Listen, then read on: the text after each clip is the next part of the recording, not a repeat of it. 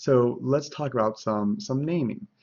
Molecules. You've heard me talk about compounds when I'm talking about ionically bonded systems, but covalently bonded systems are called molecules. And so that's why I'm going to, you've probably heard me say water molecule. I don't say a water compound, I say a water molecule because it's a covalently bonded system. So molecules are covalently bonded systems. Most covalently bonded substances consist of molecules. So it's kind of a both. If you have a molecule, you're a covalently bonded system. If you're a covalently bonded system, you're a molecule. That's different than your ions and your ionically bonded systems. Remember, in ionically bonded systems, one atom gives up an electron, the other one absorbs the electron. So unlike this giving and taking, covalently bonded systems share the electrons in between the different protons. There are no molecules when talking about ionically bonded systems. So this is like all squares are rectangles, but all rectangles are not squares. It's the same type of thing. All molecules are compounds, but not all compounds are molecules. So only ionically bonded systems are compounds, they're not molecules. So that's just a kind of a fine point, and you'll kind of probably hear me interchange the two during lecture. A lot of chemists get really relaxed in the way that they use interchange molecule and compound, but really compounds are ionically bonded systems, molecules are covalently bonded systems. So let's start actually naming these things. Just like we did with the ionically bonded systems, we're going to first talk about the binary covalently bonded systems. What that means is we're going to take two different elements and we're going to have them interact with each other in this covalently bonded system. Unlike the ions, where we don't change the name of the cation and we modify the name of the anion, there is no cation or anion present in a covalently bonded system. And so what we do is we use prefixes in order to denote how many of each element is present in this molecule. So this is how the general formula for writing this covalently bonded molecule would look. We would have a prefix in the first element, and then we would name the prefix plus the second element, where we change the ending of the second element and add "ide." Now, how in the world do we know which element we're going to be writing first? Because in the ionically bonded system, the cation is always written first. So how do we know which element is element 1 and which element is element 2 in the covalently bonded system? Well, we have very specific rules. There's a lot of rules in chemistry, and this is one of the kind of unique ones. If you are dealing with a binary covalent compound, covalent molecule, the element with the lower group number is written first. So if we were looking between carbon and oxygen, carbon is group number 4, oxygen is group number 6. So carbon clearly has a lower group number than oxygen. Carbon is written first. That's why we can write carbon monoxide and the carbon is written first. What happens if both elements have the same group number? So like oxygen and sulfur. How do we know which one is written first? Well, if that happens, if both elements have the same group number, oxygen is group 6, sulfur is group 6, then the one with the highest period number gets written first.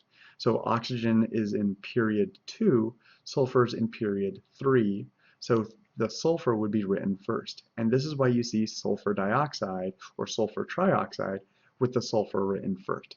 They both have the same group number, but then you go to the secondary rule, which is whichever one has the higher period number. And since sulfur in that case had the higher period number, it would be written first.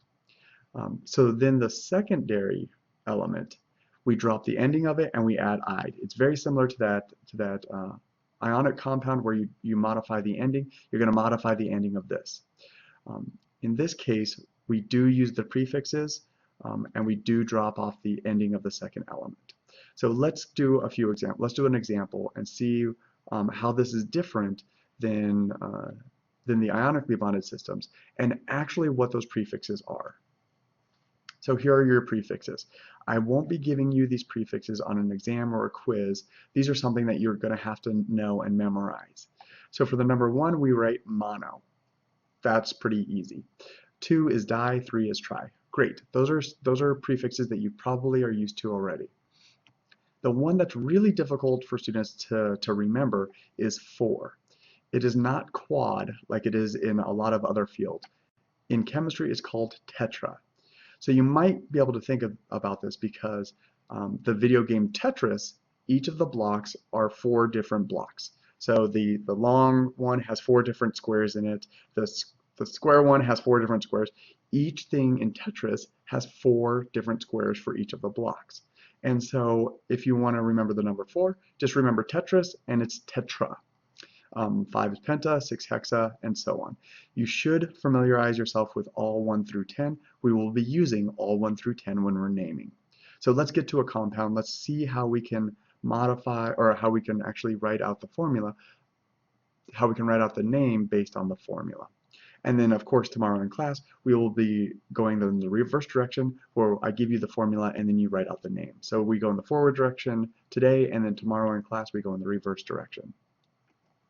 A note, and I'm glad I put this on here, if the first element that is written in the molecule has a 1, a subscript of a 1, we would generally write mono, but if it's the first element, we drop off the mono.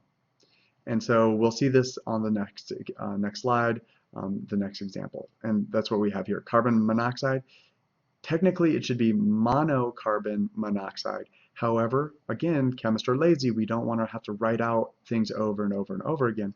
So if the first element has a 1 subscript, as it does here, we don't use the term mono, we just drop it off. So this becomes carbon monoxide. So let's see a covalently bonded system between carbon and oxygen. Not that carbon monoxide that was on the previous one, but the other famous carbon and oxygen system. So we're going to use those Latin prefixes, and we're going to denote exactly how many elements are present from their subscripts using those Latin prefixes. So here, the name of the first element doesn't change. So just like the cation doesn't change, you don't change the name, you don't change the name on the first element written in the covalently bonded systems as well. Let's look at this CO2. Now you probably already know what the name is of CO2, but let's see how these rules are applied. We don't change the name of the first element. And how did we even know carbon was the first element? Well, we could check out their group numbers. The group number of oxygen is 6. The group number of carbon is 4. So carbon has to be written first because it has a lower group number. Great. So we don't change the name of the first one. And in this case, since there's a subscript of a 1 here, we should technically write monocarbon, but since it's the first element written, we drop off the mono. There's 1 carbon, we don't use the mono, so this is just carbon. Now for the second element here, we have 2 oxygens.